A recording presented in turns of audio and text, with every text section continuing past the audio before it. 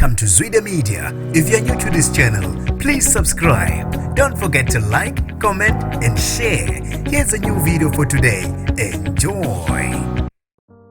Uzovela enkantolo umama obulale ingane yakhe ngokuyimindisa emanzini ngesikhulu isihluku. Nginibingelele ngiphinde nginamukele kuphi na kuphi elanibula khona le video. Mangoqala sijoyina leli khasi wamwelekele igama lami ngosibonga konke wakandwanda Mothanda ungangibiza intatheli ka YouTube. Ngizocela usilandele ku Instagram @zwide_media. Amaphoyisa asemhlali alunywe indlebe umunye wabahlali ngokubulawa kwengane neminyaka emine kwenye yezindawo eBhalita. Abese sukumela phezulu amaphoyisa aphuthuma endaweni yesigameko nala afice khona umama okhale ngokuthi ingane yakhe ibisimhluphe kakhulu, kungakho azathatha isinqumo sokuyicilisa ebhakedeni yagcina yaze yashona. Ingane ibiboshwe izandla ngemumva ngesalothephu. Kube ukuthi ke amaphoyisa afice vele esishonile. Icala lokubulala ngenhloso lebe selivulwa emaphoyiseni asemhlali. Umama oneminyaka engu45 uzovela enkantolo ngokubulala ingane yakhe ngokwenhloso enkantolo